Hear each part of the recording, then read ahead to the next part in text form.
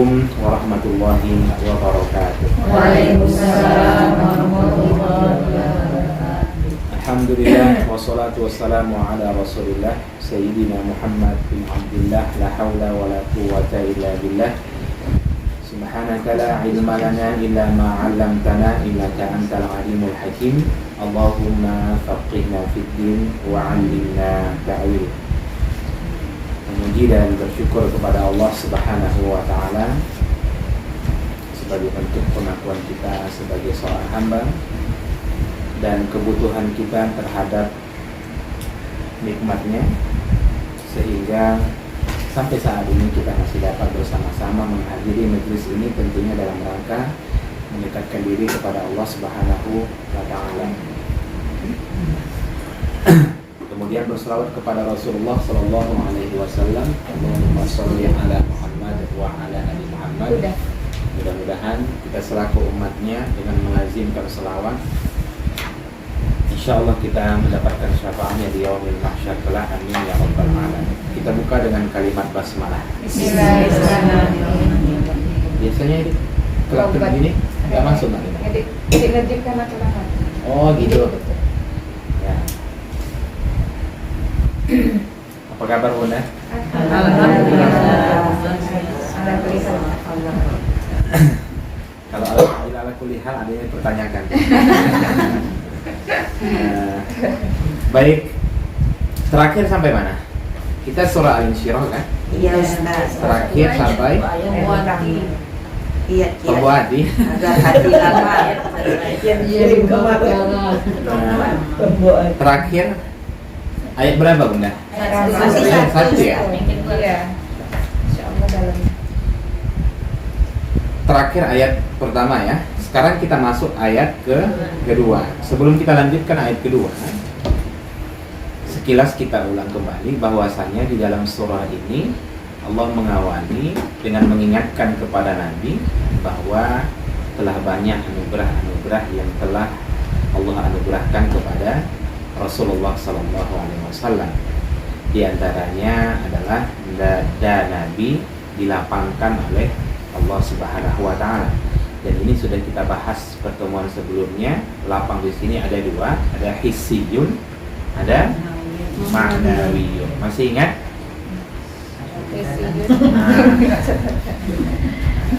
Konkret. Nah, jadi ada yang tampak, ada yang tidak tampak. Sekarang kita masuk ayat kedua. Allah Subhanahu wa taala berfirman, "Wa wada'na 'anka wizrak alladhi anqadha dhahrak."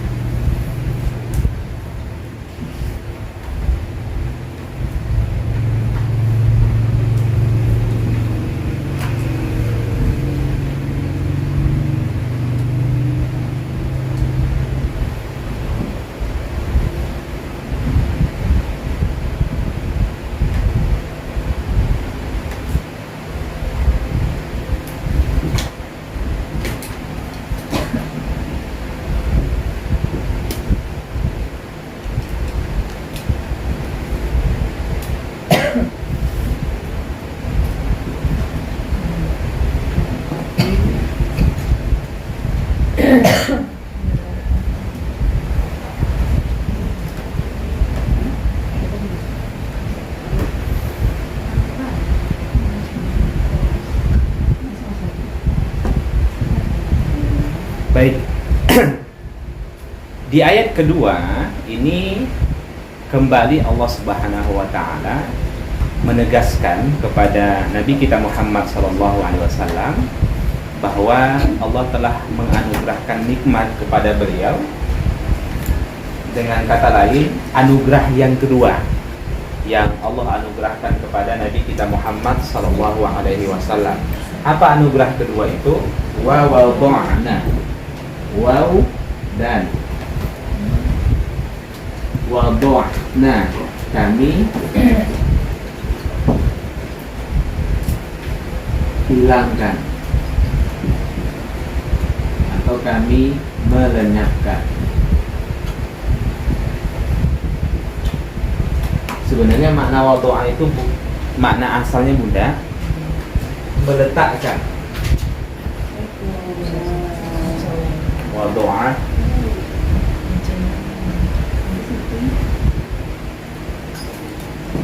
Wada'a bisa maknanya merendahkan.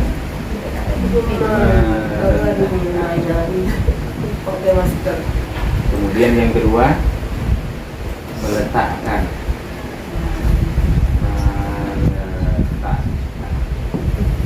Menaruh.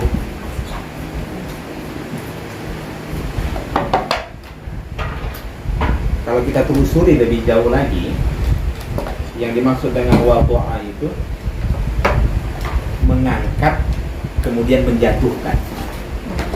Bisa dipahami?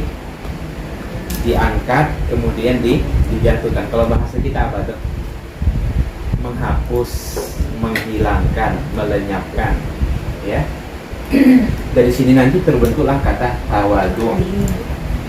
Tawadu apa?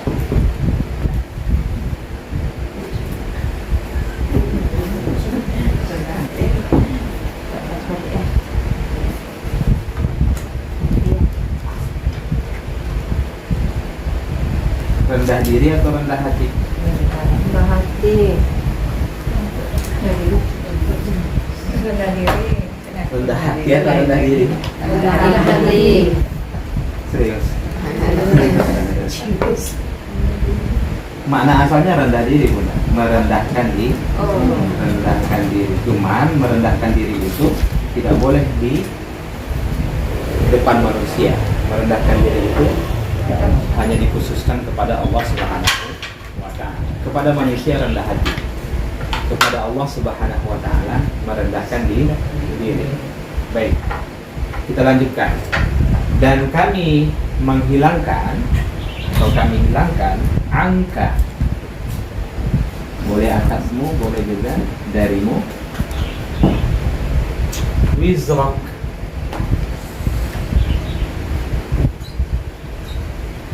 bebanmu.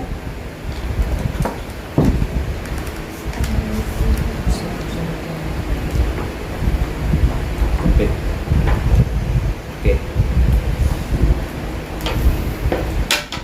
Kemudian ayat ketiga,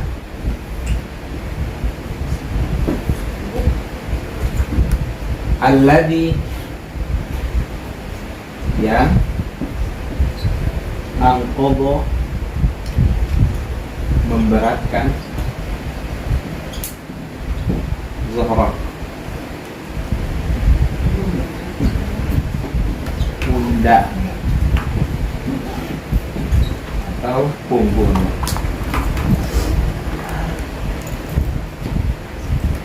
Baik. Di antara anugerah Allah Subhanahu wa taala kepada Rasulullah sallallahu alaihi wasallam bahwa Allah telah menghilangkan beban Nabi, yang mana beban itu sangat memberatkan pundak Nabi atau sangat memberatkan punggung Nabi. Apa yang dimaksud anugerah di sini? Kita akan paham setelah kita memahami makna dari wizrun. Wizrun itu para ahli tafsir ada dua pendapat, Bunda. Satu, menurut Imam Ibnu Katsir, ya, Ibnu Katsir,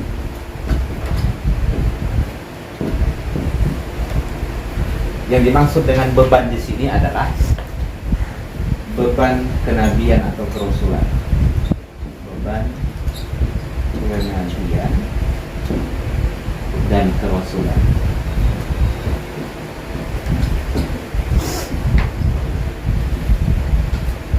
Atau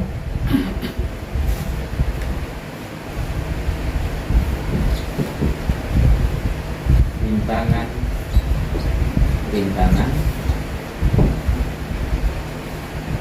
Nabi dalam berdakwah.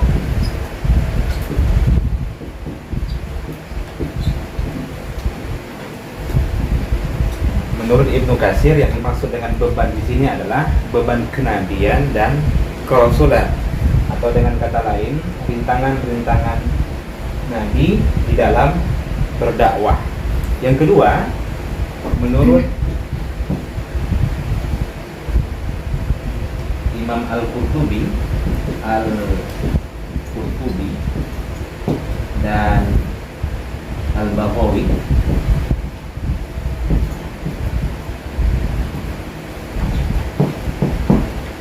di rumah tafsir apa yang ada, Bunda? Ibnu Katsir. Selain itu?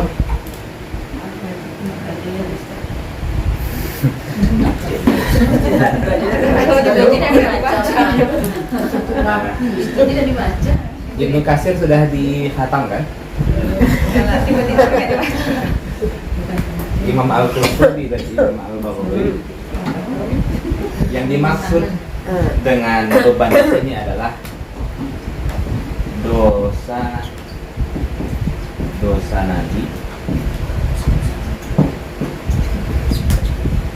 sebelum kenabian dan setelah kenabian.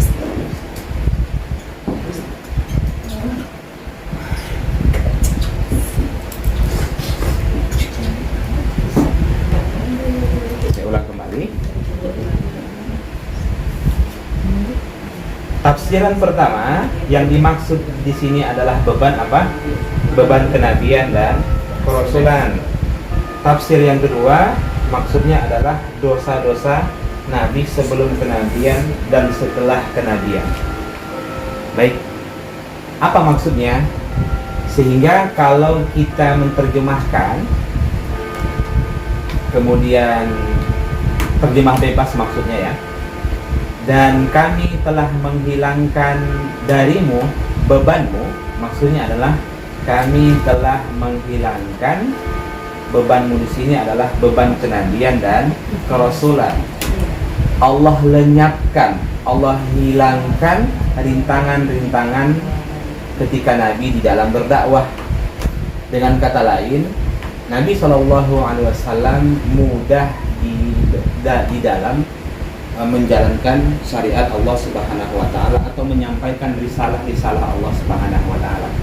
Maka tak heran, Bunda, ketika Nabi dihina, dicaci, dikucilkan, diintimidasi, dilempari dengan kotoran unta, kemudian dilempari dengan batu, Nabi banyak orang berlomba-lomba, penduduk Makkah Quraisy ingin membunuh Nabi SAW. Nabi sikapi dengan bijak, Nabi sikapi dengan kebaikan. Nabi tidak pernah membalas dendam. Nabi tetap memohon hidayah kepada Allah Subhanahu wa taala untuk mereka. Bukan hanya itu, Nabi tidak pernah berhenti di dalam melakukan aktivitas-aktivitas dakwahnya. Ini yang dimaksud dengan beban kenabian dan kerasulan. Pelajaran apa yang bisa kita ambil? Bahwa ternyata yang menjadi sebab kita mudah menjalankan syariat Islam, kemudian kita mudah berdakwah, kita mudah melanjutkan kebaikan itu kepada orang lain, itu karena pertolongan Allah Subhanahu wa taala. Maka jangan sampai ada lagi di antara kita yang hidup menyandarkan pada hasil usahanya, menyandarkan pada ilmunya, menyandarkan pada kecerdasannya, menyandarkan pada kehebatannya. Bahwa Rasulullah SAW, Allah ingatkan kepada Nabi bahwa semua ini mampu Nabi lewati sampai Nabi menguasai kota Mekah, sampai pada akhirnya umat Islam berbondong-bondong memeluk agama Islam, itu karena pertolongan Allah Subhanahu wa taala. Model-model macam kita ini, kalau ketika kita menasihati seseorang, kemudian 2 kali dia menolak, kira-kira bagaimana? Tidak besti lagi. Hidup-hidup kau. Nah, Tapi Nabi tidak seperti itu, Bunda. Kenapa? Kenapa? Karena sudah Allah. Karena beban kenabian itu, beban kerasulan itu sudah Allah angkat. Jadi semua rintangan-rintangan Nabi di dalam berdakwah, semua rintangan-rintangan Nabi di medan dakwah itu mudah Nabi lalui. Itu yang dimaksud dengan tafsiran pertama. Kalau kita merujuk tafsiran yang kedua yang dikemukakan oleh Imam Al-Qurtubi dan Imam Al-Baghawi, yang dimaksud dengan wizr di sini adalah dosa. Dengan kata lain, maksudnya adalah Allah Subhanahu wa taala telah menghilangkan atau Allah telah menghapuskan dosa-dosa Nabi sebelum kenabian dan setelah kenabian. Berarti apa tuh? Nikmat yang Allah anugerahkan kepada Nabi, salah satunya dosa-dosa Nabi dihapuskan oleh Allah Subhanahu wa taala.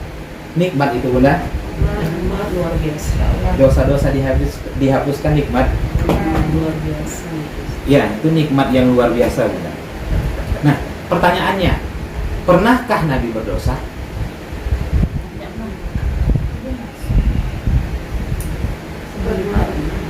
Dari kecil udah dipastikan. Pernah Nabi berdosa? Pernah dia. Kalau disebut sebelum kenabian dan setelah kenabian. Pernah. Waktu Nabi ya muka masam yang turun surah masam. Begini, Bunda. Ya. Sesungguhnya bahwa para nabi dan rasul itu mulai dari Nabi Adam sampai Nabi kita Muhammad SAW itu tak luput juga dari perbuatan dosa. Hanya saja dosa yang dilakukan oleh para nabi dan rasul itu terjadi sebelum wahyu turun. Berbeda halnya dengan kita, wahyu udah turun kita langgar. Nah, jadi kenapa Nabi melakukan perbuatan dosa? Maka jawabnya apa? Karena saat itu ayat belum turun. Ketika Nabi sudah melakukan perbuatan dosa, turunlah ayat untuk menegur Nabi bahwa perbuatan itu salah. Jelas? Jadi semua dosa-dosa yang dilakukan oleh para nabi dan rasul itu karena hasil ijtihad mereka. Bukan karena syariat sudah turun kemudian mereka langgar, tidak. Jadi yang dimaksud dengan ma'sum itu bukan sama sekali tidak berdosa. Ma'sum itu apa? Bukan sama sekali tidak berdosa, tapi terbebas dari perbuatan dosa. Itu beda, Bunda. Contoh banyak. Salah satu contohnya adalah seperti yang disampaikan oleh Bunda kita tadi. Nabi itu berpaling dan bermuka masam dari Abdullah ibnu Umi Maktum. Itu kan perbuatan dosa. Turun surah Abasa untuk menegur bahwasanya apa yang dilakukan oleh Nabi itu adalah perbuatan yang salah. Jelas ya? Apalagi contohnya seperti yang kita sampaikan sebelumnya, bahwa Nabi itu pernah ingin mensolatkan orang-orang munafik. Turun ayat untuk menegur Nabi bahwa saya tidak boleh mensolatkan orang-orang munafik. Apalagi contohnya, Nabi SAW pernah mengharamkan sesuatu yang telah Allah halalkan. Pernah dengar ceritanya? Nah, surah At-Tahrim ayat pertama, ya ayyuhan nabi, wahai nabi, lima tuharrimu ma ahallallahu lak, mengapa engkau mengharamkan sesuatu yang telah Allah halalkan? Turunnya surah At-Tahrim ayat pertama itu karena saat itu Nabi SAW sakit. Ketika Nabi sakit, sudah menjadi kebiasaan Nabi itu meminum madu. Teringat Nabi bahwa di antara istri-istrinya yang punya madu itu adalah Zainab. Nah, malamnya Rasulullah SAW pergi ke rumah Zainab meminum madu. Tapi sesungguhnya malam itu adalah gilirannya Hafsah. Hafsah, Bunda. istri saya. Nah, gilirannya Hafsah. Jadi ketika Rasulullah SAW meminum madu di rumah Zainab, pulanglah Rasulullah ke rumah Hafsah. Hafsah mencium ada aroma madu. Nah, apa Bunda? Tidak, lupa aroma madu. Singkat cerita, Hafsah bertanya, dari mana wahai Rasulullah? Dari rumah Zainab. Muncullah kecemburuan, seakan-akan ini giliranku, kok malah dia ke rumah Zainab. Marah merajuklah Hafsah. Karena kekecewaan Hafsah, Rasulullah marah dengan dirinya sendiri. Sampai-sampai dia berjanji dia tidak akan lagi meminum madu. Dia akan mengharamkan madu untuk dirinya sendiri. Tujuannya apa? Tujuannya apa teman? Supaya istrinya ridho. Turunlah ayat itu. Ya ayyuhan nabiyyu lima tuharrimu ma ahallallahu lak. Itu kan kesalahan yang dilakukan Nabi, mengharamkan apa yang sudah Allah halalkan. Turun ayat itu untuk menegur Nabi. Kemudian Allah beri taufik kepada Rasulullah untuk segera bertaubat dan memohon ampun kepada Allah Subhanahu wa taala. Dan banyak sebenarnya kisah-kisah di mana Nabi SAW banyak melakukan kesalahan. Nabi bukan tidak pernah melakukan kesalahan. Saya ulang kembali. Nabi pernah melakukan kesalahan, tapi kesalahan yang dilakukan oleh Nabi itu karena hasil ijtihadnya, bukan karena Nabi melanggar syariat. Contoh, kalau kita model macam kita ini Bunda, haram minum ini, sudah turun ayatnya, langgar. Nah, itulah yang dosa itu. Kemudian apalagi haram memakan ini, dimakan juga. Wailul likulli humazatil lumazah, celaka bagi pengumpat dan pencela, tetap lagi mengumpat dan mencela orang. Alladzina ya'kuluna riba, tetap lagi mengkonsumsi riba. Wala taqul lahuma uffin, tetap lagi meninggikan suara di depan orang tua. Nah, ayatnya sudah turun. Jelas sampai sini? Nah, pelajarannya apa yang bisa kita ambil? Kalau enggak?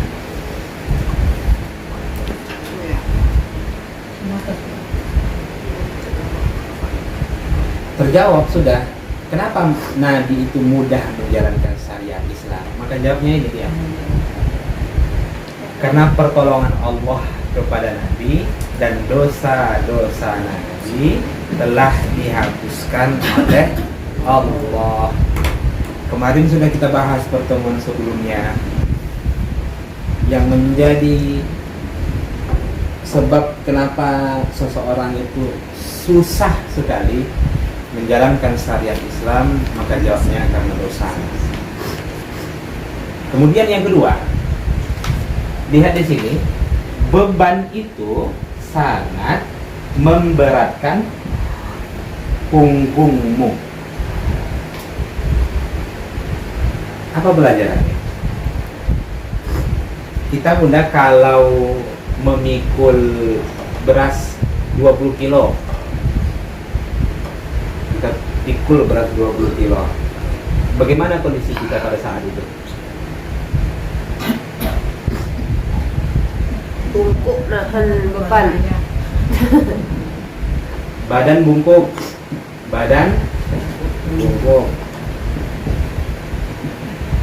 Kemudian yang kedua apa? Coba kita rasakan. Pernah ngangkat galon? Pernah. Sakit tingkat. Nah, badan bungkuk. Mata gimana? Susah melihat ke depan ya. Mata susah melihat ke depan.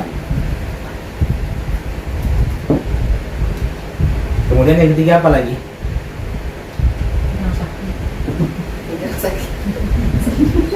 napas, sesak, ngos-ngosan, ngos-ngosan.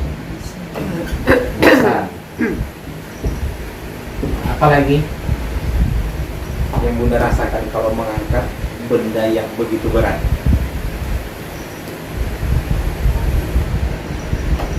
Gak pernah angkat benda berat, Bunda? Badan bungkuk, mata susah melihat ke depan, napas sesak, kemudian apa? Kesel, sakit pinggang, punggung, dada pun sakit. Semuanya ya. Sakit. Oke. Nah, begitulah satu dosa bagi Nabi dan orang-orang soleh. Satu dosa yang melekat di diri Nabi dan orang-orang soleh seperti itu. Kalau badan membungkuk, mata susah melihat ke depan, napas sesak, itu menunjukkan apa? Berat sekali melakukan kebaikan itu. Kebaikan itu nampak samar. Terus, kenapa? Karena dia sudah tidak bisa melihat dengan jelas yang mana yang baik dan mana yang buruk. Samar bagi dia. Kemudian yang kedua apa? Dada sempit. Ya kan? Dada sempit. Napas sesak. Jadi kalau orang yang hidupnya dilumuri oleh banyak dosa, dimanapun dia berada, hidupnya akan gelisah.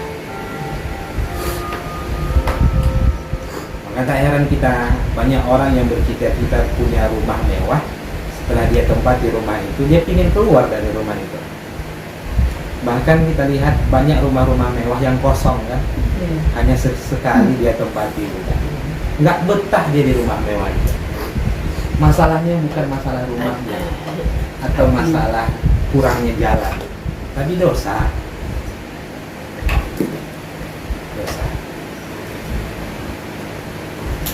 Kenapa sekali kita pingin sekali untuk umroh?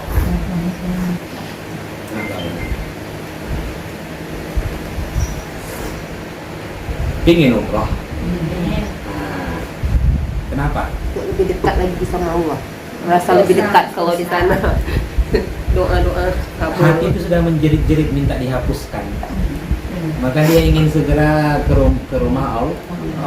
Maka ketika kita melihat Ka'bah itu, kita nggak tahu apa yang menjadi sebab kita menangis. Sebenarnya hati kita lah yang menangis itu.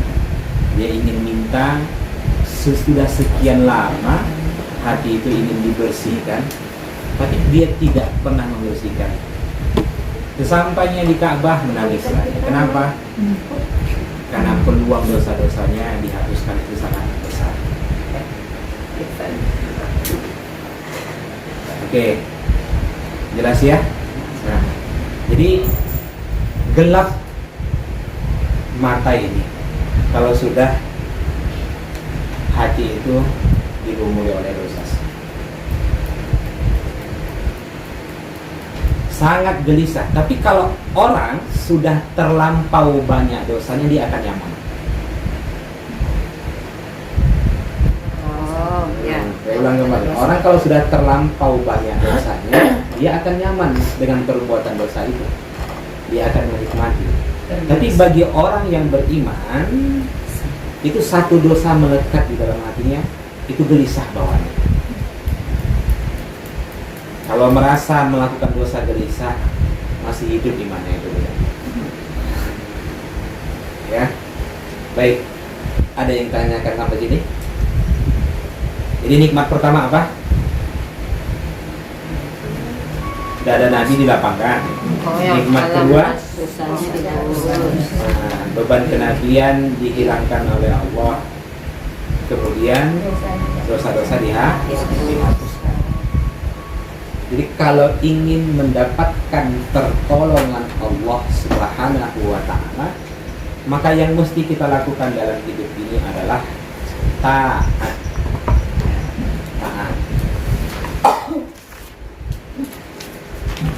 Baik, yang menjadi sebab iman itu naik kenapa? Ketaatan. Iman itu turun? Dosa. Maka nggak boleh Bunda berselimut di bawah kaedah Namanya orang beriman, Ustaz. Namanya iman. Naik turun. Yazidu wayang terus naik turun. Tidak. Turun itu karena dosa, naik itu karena taat.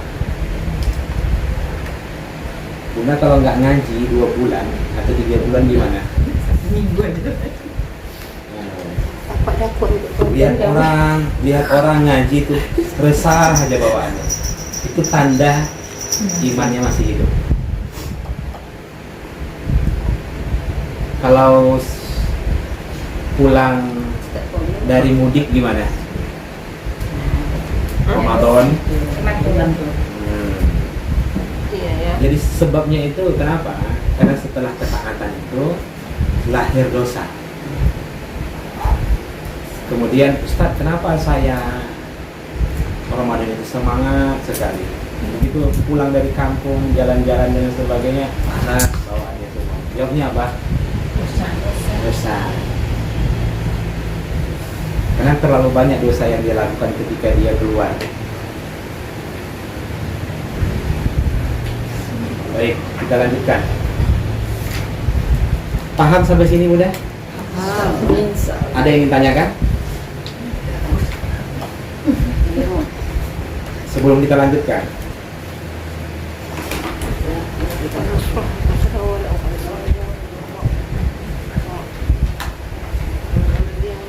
Alhamdulillah sudah paham ya.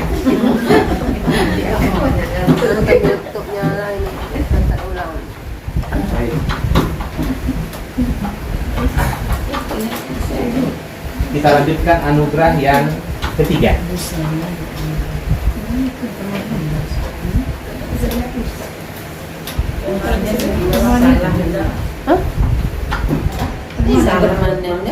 Enggak benar. Penghapusnya nih yang sudah Tidak lulus lagi. la yamutu fiha wa la yahya. Antara hidup dan mati. Pakai tisu coba ya. Pakai tisu. Tapi memang agak kuat sih kalau dibanding yang kecil. Banyak Agak ya. Oh, kena dalam. Iya, kalau yang kecil itu kan langsung hilang. Agak kuat. Ada upaya. Ustaznya berdiri, Kita lagi Ustaznya menjelaskan. Makanya mau ini, mau Ustaznya menghapus lagi. Win-win. Apa tanda bunda? Nah, hidayah suka nonton. Iya. Gila nggak piket tapi oke lah, awak mau tiket di sini. Awak ikhlas ya. lagi sakit, lagi demam. Ikhlas kena Allah. Ya. Supaya menghapus dosa kan Ustaz. Setiap kebaikan. Baik, kita lanjutkan. Iya, ceramah dah. Anugerah yang ketiga. Wa rafa'na laka dzikrak. Wa rafa'na laka dzikrak.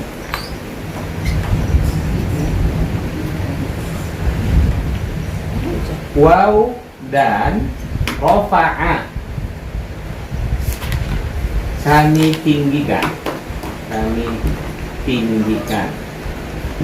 atau kami angkat. Rafa itu bisa meninggikan, bisa mengangkat. Irfa' yadaka, apa artinya? Irfa' yadaka, angkat tanganmu. Kami tinggikan bagimu zikrok, sebutanmu. Maksudnya adalah sebutan namamu.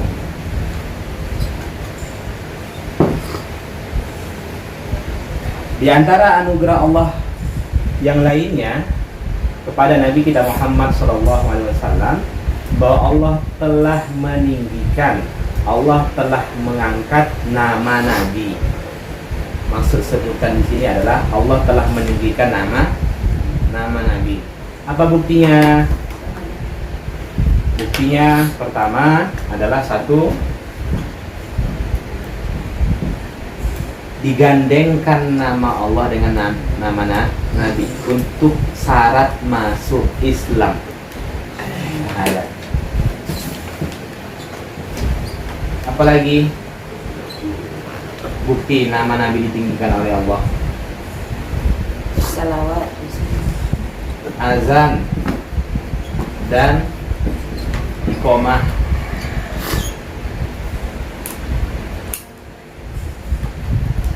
Kita tahu Bunda, azan dan iqamah itu kan tidak pernah berhenti 24 jam ya. Iya. Hari ini sudah ada yang azan nih di belahan negeri yang lain. Berarti 24 jam nama Nabi itu disebut. Itu bukti nama Nabi ditinggikan oleh Allah. Kemudian yang ketiga, di dalam sholat. Kapan itu? Ketika tasyahud. Apalagi yang keempat, disebut-sebut di setiap ceramah. Kemudian yang kelima, saat khotib, saat khutbah maksudnya ya, saat khutbah. Ini bukti nama Nabi ditinggikan oleh Allah Subhanahu wa Ta'ala. Bahkan Thomas Charles, seorang sejarawan yang terkenal dari Skotlandia, di dalam bukunya itu beliau menulis 100 tokoh berpengaruh di dunia. Disebutkan yang pertama siapa? Nama Nabi kita Muhammad Sallallahu Alaihi Wasallam. Itu kafir Bunda yang menulis buku itu. Tapi dia, kalau dia objektif, maka dia akan menulis yang pertama itu adalah nama Nabi kita Muhammad Sallallahu Alaihi Wasallam. Inilah bukti nama Nabi kita selalu ditinggikan oleh Allah Subhanahu Wa Taala. Bahkan syarat cinta kepada Allah itu mesti cinta kepada Nabi. Qul in kuntum tuhibbunallah fattabi'uni yuhibbukumullah. Jadi syarat kita cinta kepada Allah itu mesti cinta kepada Nabi. Nah, oke. Benarlah apa yang dikatakan orang tua kita dulu. Hancur badan dikandung tanah, Budi baik. budi baik dikandung jiwa. Harimau mati meninggalkan, Belang. gajah mati meninggalkan, Jadi manusia mati meninggalkan. nama Yang ditinggalkan apa? Nama Nama baik baik. atau nama buruk? nama baik. Yang buruk ingat orang. Iya. Yang dimaksud yang ditinggikan itu adalah namanya dikenal dengan Kebaikan. Kalau buruk itu bukan ditinggikan, bukan.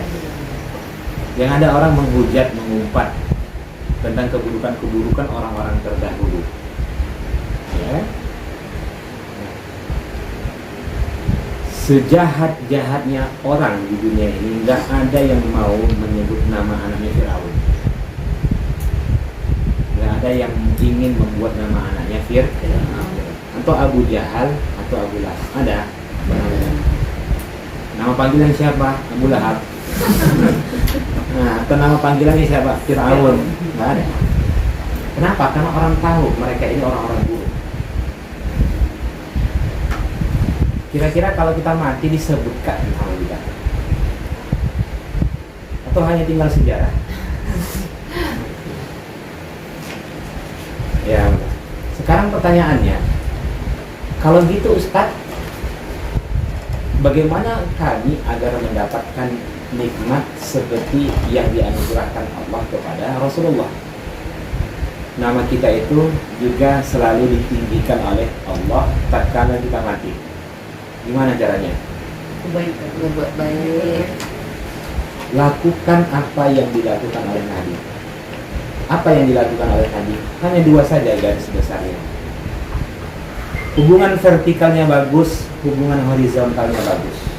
Baik hubungannya dengan Allah, baik pula hubungannya dengan manusia. Itu mudah. Orang kalau baik hubungannya dengan Allah saja, nggak akan dikenal orang dia. Dia nggak ada karyanya untuk manusia.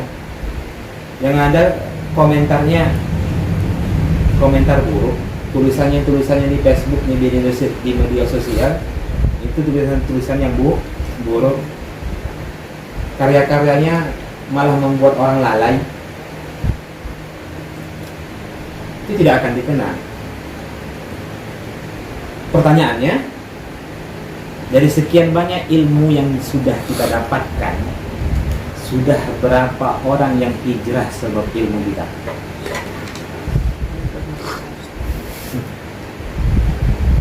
Halo? Nah, itu harus menjadi bahan evaluasi bagi kita semua. Kita sibuk menuntut ilmu saja, tapi hanya berhenti untuk kita saja. Berarti ya hablum minallahnya bagus, tapi hablum minannasnya kita nggak akan dikenal orang. Yang menjadi sebab ulama-ulama itu dikenal itu karena karya-karya mereka sampai saat ini. Selalu kita menyebut Imam Syafi'i, Imam Hanafi, Imam Maliki, Imam Hanbali.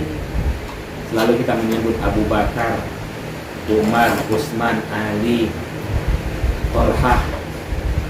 Ya, itu semua kita sebut karena kebaikan-kebaikan yang mereka lakukan.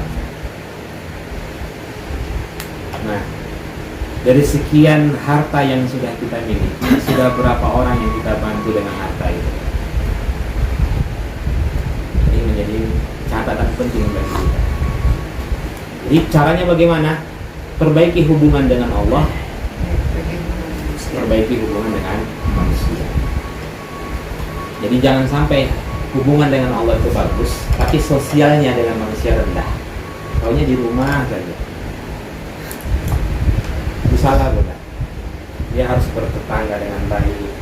Dia tidak boleh cuek dengan saudaranya. Makanya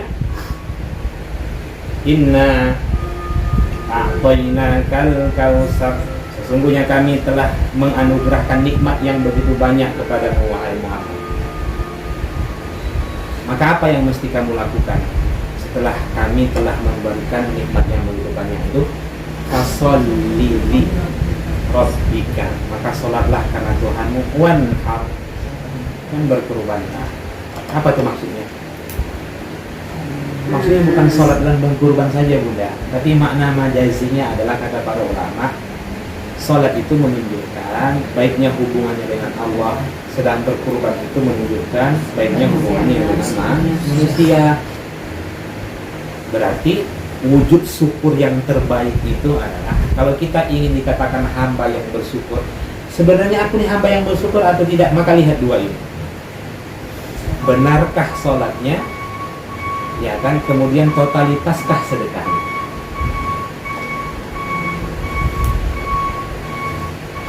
Wa aqimus shalah wa atuz zakat. Nggak dipisahkan dulu. Bahkan di dalam surah Al-Ma'un kan Allah mencela, tahu kalian siapa yang mendustakan agama itu? Apa? Yang menghardik anak yatim. Berarti tingkat sosialnya rendah. Wala yahuddu ala ta'amil miskin. Dia tidak mendorong orang lain untuk memberi makan. Dia tak mampu, tapi dia tak mau ngajak orang lain untuk bersedekah. Itu pendusta agama. Kemudian yang ketiga, fawailul lil musallin. Celakalah orang-orang yang salat. Lagi-lagi Allah menyebutkan tentang salat. Alladzina hum fi salatah alladzina hum an salatihim sahun. Orang-orang yang lalai dalam salatnya. Alladzina hum yura'un wa yamna'una. Kalaupun salat mereka itu pasti salatnya bermasalah. Bisa tidak khusyuk, bisa pula salatnya karena riya. Wa yamna'una. Mereka enggan untuk memberikan bantuan atau pertolongan. Kita simpulkan surah Al-Maun itu hanya dua saja. Berarti rendah tingkat sosialnya, rendah juga hubungannya dengan Allah. Itulah pendusta agama. Orang yang meninggalkan sholat, orang yang meninggalkan sholat itu disebut penghancur agama. Kenapa? Karena sholat itu kan tiang agama. Kalau tiang itu maka hancur bangunannya. Orang yang rendah tingkat sosialnya disebut oleh Allah pendusta. Kenapa disebut pendusta agama?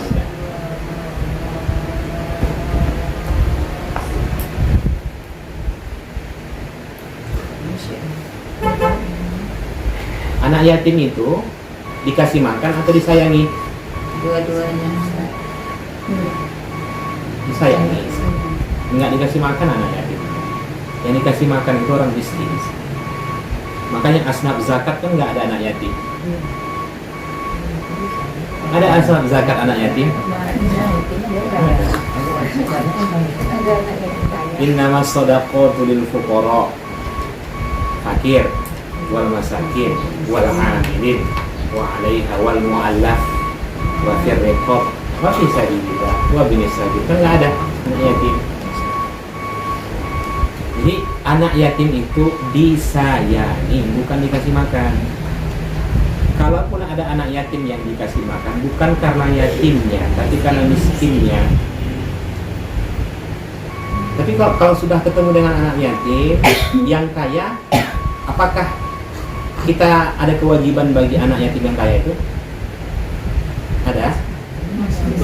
Ada. Apa itu bentuknya? Kasih sayang. Kenapa kita mesti berkasih sayang kepada anak yatim?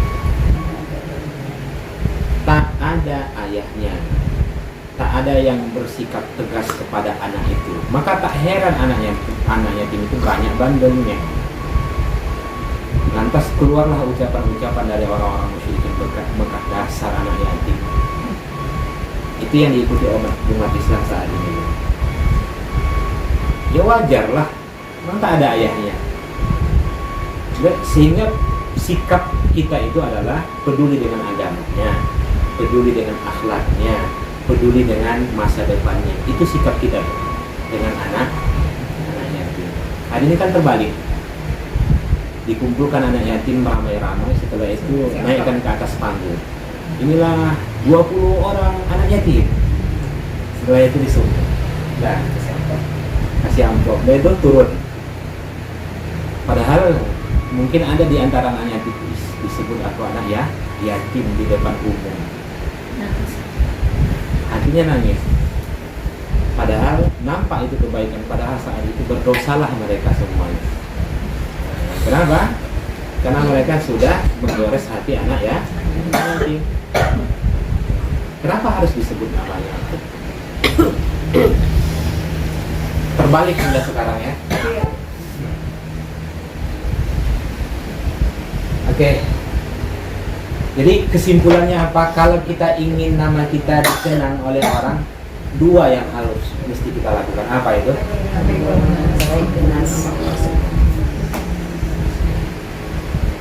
Baik, alhamdulillah, kita lanjutkan ayat ke 5 ya.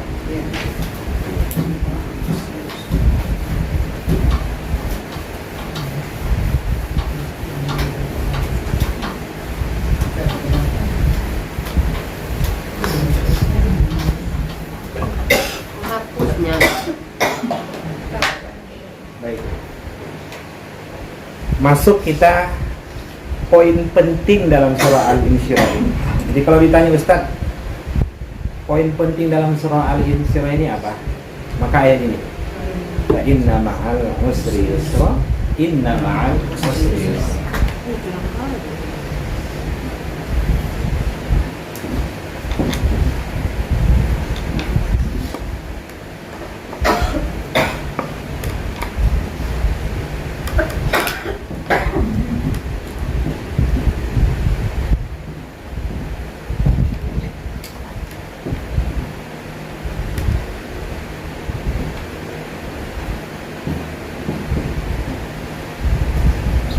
Saya harap Bunda fokus, jangan ada yang ketinggalan satupun.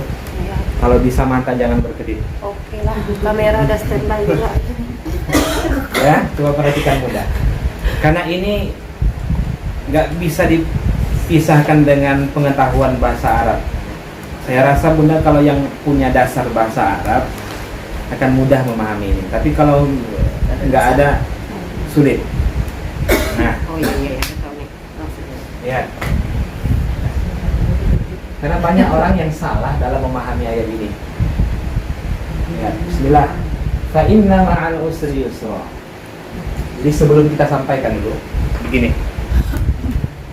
Turunnya ayat ini disebabkan Rasulullah Shallallahu Alaihi Wasallam itu disakiti, dihina, dicaci maki, kemudian diintimidasi oleh orang-orang musyrikin Makkah. Ketika Nabi menerima itu semua, maka turunlah ayat ini sebagai hiburan kepada Nabi. Kita harus paham dulu sebab turunnya ayat. Jadi hiburan Nabi itu apa? Ayat Al-Quran. Kita hiburannya apa? kena lagi. Jadi hiburan Nabi itu mudah ayat Al-Quran. Kalau kita melihat, coba nanti punya hampir semua kisah-kisah yang Allah sebutkan di dalam Al-Quran itu, hampir semuanya itu sebagai hiburan kepada Nabi. Jadi ketika Nabi ditolak oleh kaumnya, Allah sampaikan kisah Nabi Nuh. Ketika Nabi disakiti, Allah sampaikan kisah Nabi ketika Nabi sakit, Allah turunkan kisah Nabi Ayub. Asalnya itu sebenarnya. Maka kalau kita lagi mendapatkan masalah dalam hidup ini, itu semua sudah Allah cantumkan dalam Al-Quran. Apa? Sakit? Baca kisah Nabi Ayub. Dakwahmu ditolak oleh orang, nasihatmu ditolak oleh orang, maka baca kisah Nabi Nuh. 950 tahun Nabi Nuh berdakwah. Disebutkan hanya 80 orang yang mengikutinya. Bahkan lebih sedihnya lagi, istri dan anaknya yang mengingkari yang dia sampaikan. Apa benda lagi? Masalah kesulitan finansial. Kisah Nabi itu banyak. Nabi kita Muhammad sampai 2 bulan pernah dapur Nabi itu tidak berasap. Nabi itu kaya, tapi kekayaannya itu habis dia serahkan untuk umat. Abdurrahman itu kaya, tapi kekayaan Abdurrahman itu habis dia serahkan untuk umat. Dulu 70 kafilah dagang Abdurrahman bin Auf. Sampai-sampai digambarkan dalam sejarah, kalau sudah datang ke kota Mekah seperti datang pasukan, saking banyaknya usaha-usaha Abdurrahman bin Auf itu. Tapi suatu ketika dia mendengar ungkapan dari Aisyah bahwasanya Abdurrahman itu akan terlambat 500 tahun masuk surga dari 10 sahabat yang dijamin masuk surga. Salah satunya kan Abdurrahman bin Auf, Abu Bakar, Umar, Utsman, Ali, Tolha dan lain-lainnya. Termasuklah di situ adalah Abdurrahman bin Auf. Kata Aisyah, Abdurrahman bin Auf lah yang terakhir masuk surga dibandingkan yang 9 itu. Datanglah Abdurrahman bin Auf ke rumah, masuk dia langsung ke kamar. Kenapa boleh masuk ke kamar Aisyah? Karena saudara sesusuan Abdurrahman bin Auf. Aisyah itu saudara sesusuan. Saat itu Rasulullah sudah tiada. Kemudian Aisyah menceritakan bahwa orang-orang kaya itu terakhir masuk surganya. Saat itulah Abdurrahman bin Auf dia sedekahkan semua hartanya untuk umat. Ketika dia mendengar orang-orang kaya akan terakhir masuk surga, lama hisapnya. Tapi begitu dia sedekahkan besok kaya lagi. Begitu dia sedekahkan dia habiskan kaya lagi. Memang takdir Allah, nampaknya aku kaya. Setiap aku sedekahkan balik kah? Kenapa mudah? Karena orang miskin yang menangis dia di malam hari, kemudian dia berdoa, ya Allah, tetanggaku tuh kaya, aku miskin, aku nggak punya harta, aku bisa mencuri harta tetanggaku, tapi karena rasa takutku kepadamu, aku tidak mau melakukannya. Sesungguhnya itu yang lebih mulia daripada orang kaya yang setiap harinya bersedekah.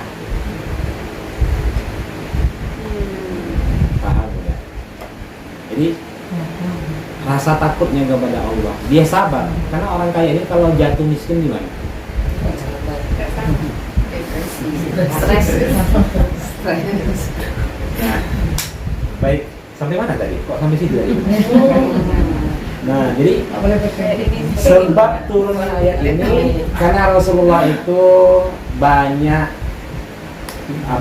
menghadapi rintangan-rintangan di dalam berdakwah. Maka turun ayat ini sebagai hiburan kepada Nabi, sebagai motivasi kepada Nabi untuk menguatkan hati Nabi.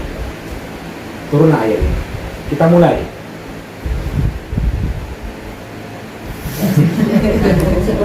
Fa'inna ma'al usri putus di tengah jalan nampaknya kita nih bunda. Fa'inna maka sesungguhnya. Poin pertama, coba perhatikan bunda. Poin pertama, kalimat ini diawali dengan huruf taukid. Saya tulis bahasa Indonesia saja. Taukid yang fungsinya adalah untuk menekankan atau menegaskan kalimat setelahnya. Satu, paham? Paham udah? Nah, kan. Ya nggak paham bahasa Arab susah memang. Oke, yang kedua, lihat. Fa'inna ma'a bersama. Allah tidak mengatakan sesudah. Allah mengatakan bersama. Usri kesulitan, yusra ada kemudahan. Allah ulangi sekali lagi, inna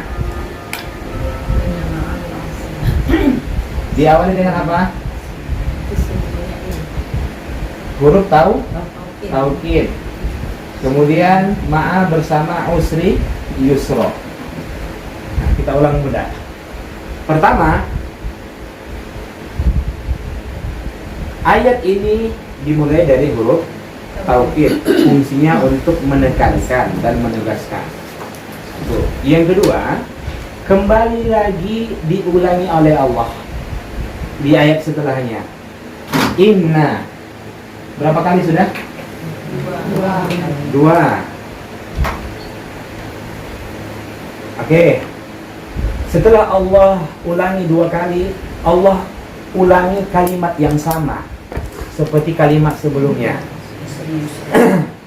Kalau diulangi kalimat yang sama, salah satunya fungsinya juga untuk menekankan. Aku ulangi sekali lagi. Itu menunjukkan apa? Penekanan. Berapa kali sudah taukidnya?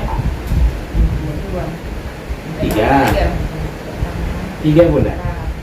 Satu, dua, kemudian diulang lagi kalimatnya. Berarti tiga. Oke. Menunjukkan apa tuh? Ya. Penting. Penting itu maksudnya apa?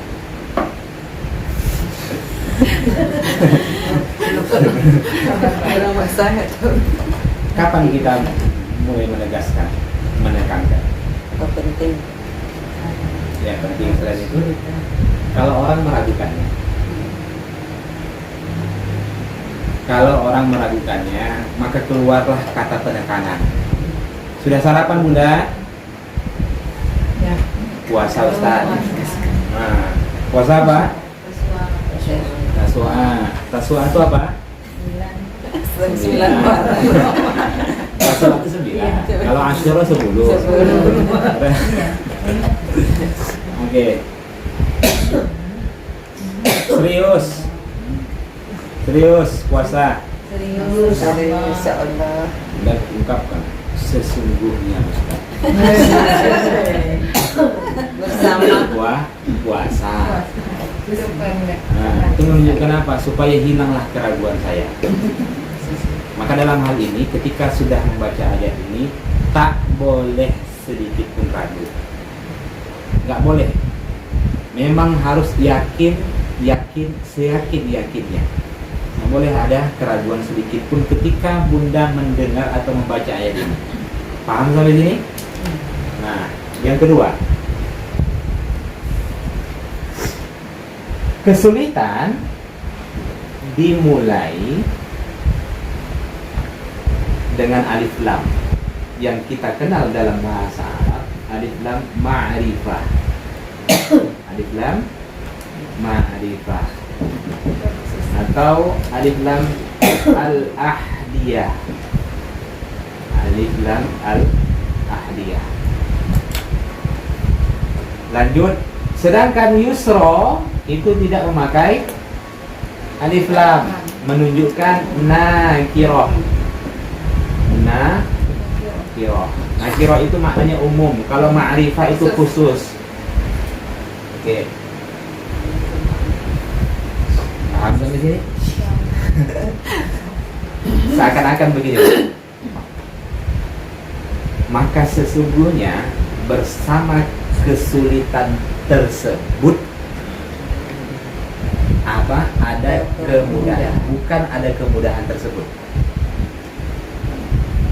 Mana asalnya? Karena dia nakirah, maka sesungguhnya bersama kesulitan tersebut ada kemudahan. Beda ya? Sesungguhnya bersama kesulitan tersebut ada kemudahan tersebut. Itu khusus bedanya. Orang kalau lagi ingin sesuatu, dia melewati kesulitan. Kemudian sesuatu yang dia inginkan itu dia dapatkan. Itu maksudnya sesungguhnya bersama kesulitan itu ada kemudahan. Itu karena satu saja yang dia dapatkan. Paham mudah? Bisa nggak dipahami? Bisa. Paham tak paham saja lah. Oke. Nah, kemudian jadi makna asalnya sesungguhnya bersama kesulitan tersebut ada kemudahan. Allah tidak menyebut kemudahan tersebut. Oke. Kemudian di ayat kedua Allah kembali mengulangi kesulitan memakai alif lam, sedangkan yusra tidak, bentuknya isim nakirah umum. Oke, menunjukkan apa? Sesungguhnya bersama kesulitan tersebut ada kemudahan. Sehingga dapat kita simpulkan kesulitan pertama dengan kesulitan kedua itu sama. Paham? Ya. Berarti satu kesulitan.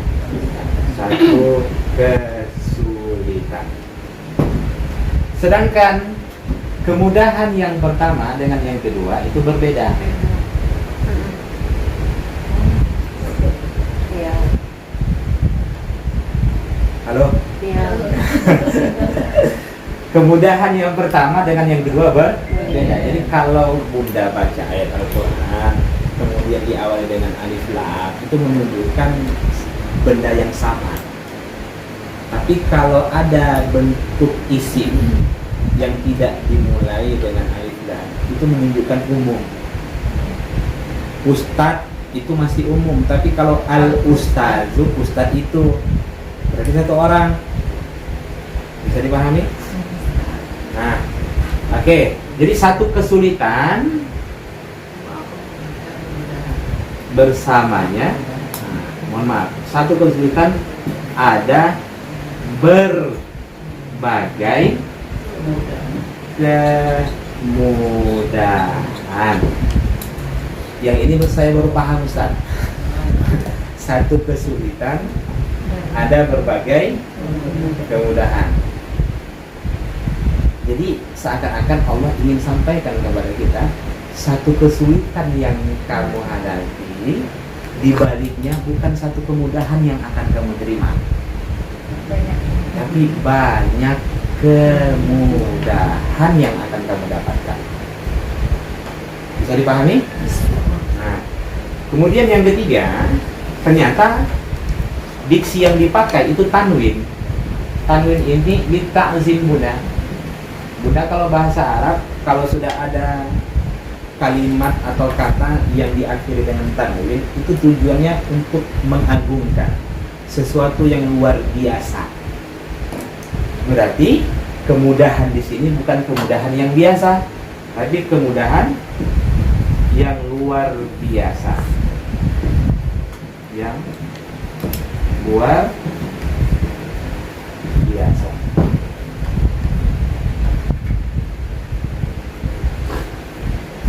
Coba Ustaz, apa maksud dari ayat ini? Contoh mungkin bisa masuk ya. Sekarang masih mengambang-ngambang ya. Apa kesulitan contoh? Sakit. Sakit itu bagian dari kesulitan? Iya. Iya. Apa kebaikan yang kita terima? Mohon maaf, ada yang tinggal sebelum kita lanjutkan. Yang keempat, ada yang tertinggal. Ketika Allah menyebut kesulitan dan kemudahan, Allah tidak menyebut ba'da, setelah, tapi bersama. Bukan setelah, tapi bersama. Kalau disebut bersama apa? Nah, jadi bersama kesulitan itu ada berbagai kemudahan yang luar biasa yang akan kamu terima. Contoh, sakit, apa kemudahan-kemudahan yang akan kita terima? Yang punya dosa. Pertama sehat, itu dulu mudah. Oke, sehat kan? Setelah sakit apa? Sehat, itu kan kemudahan tuh, kebahagiaan. Setelah itu dosa di satu kesulitan berupa sakit bunda, yang kita dapatkan satu sehat, iya kan? Kita akan melalui kemudahan itu setelah kita melalui kesulitan. Itu dulu bunda, harus kita pahami dulu. Kapan kita akan mendapatkan kemudahan? Setelah kita melalui kesulitan. Oke. Berarti tidak ada kemudahan tanpa dilalui dengan kesulitan. Oke. Nah, itu dulu sehat. Setelah itu apa? Dari sakit itu dosa dihapuskan. Kemudian yang ketiga, derajat diangkat. Apalagi setelah itu? Bahagia. Bisa bunda, bahagia. Kemudian apa lagi yang kelima? Bukankah setiap sakit yang kita terima, bahkan demam pun, itu kita membebaskan diri kita dari api neraka. Berarti apa? Kemudahan di alam kubur, kemudian kemudahan di alam mahsyar. Kan itu hanya dengan satu kesulitan bunda. Allah tidak mengatakan kamu akan kaya setelah melalui kemiskinan. Bukan kaya saja yang kita dapatkan. Jadi paham? Begini, tapi ada orang yang setelah dia melalui sakitnya, maknanya dia sehat, tapi dosanya tidak dihapuskan, derajatnya tidak diangkat. Oke? Tidak membawa kemudahan di alam kuburnya, tidak membawa kemudahan di alam mahsyar. Yang dia dapat apa? Sehat saja. Kalau yang dia dapat sehatnya saja, maka Allah akan menggunakan fa inna ma'al usri yusra. Pakai alif lam dia. Kalau satu saja. Memang benar, setiap satu kesulitan yang kita lalui, kita hadapi, banyak kemudahan yang akan kita dapatkan kan? Bunda hadir di sini, majelis ilmu. Ini satu kesulitan. Setelah itu ada berbagai kemudahan yang Bunda dapatkan. Ya, hati tenang. Hati tenang. Setelah itu dapat ilmu. Setelah itu dapat kebaikan. Setelah itu belum lagi dari ilmu itu bisa mengajar, dapat efek, dapat uang, dan banyak kebaikan-kebaikan yang lain yang kita dapatkan hanya dengan satu kesulitan. Maka sedih sekali lah kalau orang melalui kesulitan itu, dia sudah melalui kesulitan itu, tapi yang dia dapatkan hanya satu saja, sehat saja. Kalau ada dua orang yang jatuh miskin, mohon maaf, yang miskin kemudian dia kaya, tapi saat miskin itu yang dia dapatkan saat ini hanya kekayaan saja. Tapi saat dia diuji dalam kemiskinan itu, dia taat. Dia nggak taat. Bisa dipahami? Kalau biasanya orang miskin itu suka taat. Nah gini, ya, Iya. mencuri, mengumpat, mengeluh, kenapalah aku miskin ya Allah? Kenapa aku nggak engkau kayakan? Kenapa ya dia yang harus engkau kayakan? Setelah ini setelah dia melalui kesulitan-kesulitan itu, taruhlah saat ini dia kaya. Pertanyaannya, selama dia miskin itu, apa yang dia dapatkan? Tidak ada benda selain kaya. Ketika Allah memberikan satu kesulitan, langsung saat itu juga dosa terhapus, derajat diangkat. Jadi jangan kita memahami satu kesulitan yang kita hadapi, setelahnya baru kita akan mendapatkan kemudahan. Langsung saat itu, ketika kita demam, apa kemudahan yang kita dapatkan? Demam saja mudah. Saat itu dosa kita terhapus. Sepanjang bijak menyikapinya, itu poin pentingnya. Nah, oke. Sekarang pertanyaannya, bagaimana dengan satu kesulitan itu, Ustaz? Saya bisa mendapatkan berbagai kemudahan-kemudahan yang tadi disebutkan. Bukan hanya material saja, tapi kebaikan-kebaikan akhirat juga kita dapatkan. Bagaimana caranya? Ikhlas.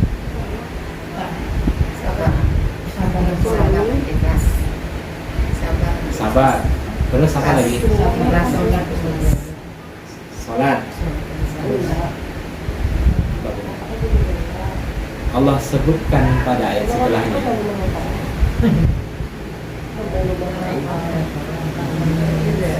Faida fansot wa ila rabbika.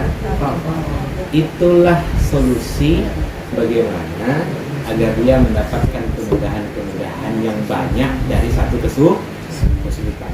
Bersambung. Pekan depan kita bahas Pekan depan kita bahas bagaimana dari satu kesulitan itu bisa kita mendapatkan berbagai kemudahan. Allah ajarkan kepada Nabi, kalau kamu ingin mendapatkan dari satu kesulitan itu berbagai kemudahan akan kamu raih, maka yang mesti kamu lakukan fa'idha faragta fansab wa ila rabbika farghab. Sementara dibaca-baca aja dulu, dipahami masuk sendiri-sendiri kan. Baik. Alhamdulillah. Ada yang tanyakan? Jadi kita salah juga kalau bilang iyalah Nabi itu jadi belah dadanya kayak jadi bahasa baik begini. Salah gimana? Kalau Nabi bilang itu kan jadi kita Manusia biasa. Iya, maksudnya Enggak, jadi bukan yang menjadi sebab Nabi itu bersih hatinya, salah, bukan masalah dada Nabi dibelah saja. Tapi apa? Tapi karena memang usaha beliau, ikhtiar beliau di dalam melakukan ketaatan. Paham benar? Ini khusus bagi Rasulullah Sallallahu Alaihi Wasallam. Memang dada Nabi dibelah. Tapi kalau kita melihat juga sejarah-sejarah, bukankah Nabi bersedih, ya, gelisah di saat dia diusir dari kota Mekah. Kemudian bukankah dia bersedih juga di saat dia dilempari batu oleh penduduk Taif? Nah, tapi kok bisa Nabi melewatinya? Kemudian kita katakan itu karena tidak ada Nabi di belah. Jawabnya iya, memang benar. Karena Allah telah memberikan kelapangan bagi hati Nabi. Sekarang apakah kita harus seperti itu? Tidak. Tapi yang mesti kita ambil adalah pelajarannya. Paham pelajarannya benar? Ustaz, Nabi itu kan terbebas dari perbuatan dosa, tapi kok digambarkan dalam sejarah sampai berhari-hari Nabi itu sakratul maut?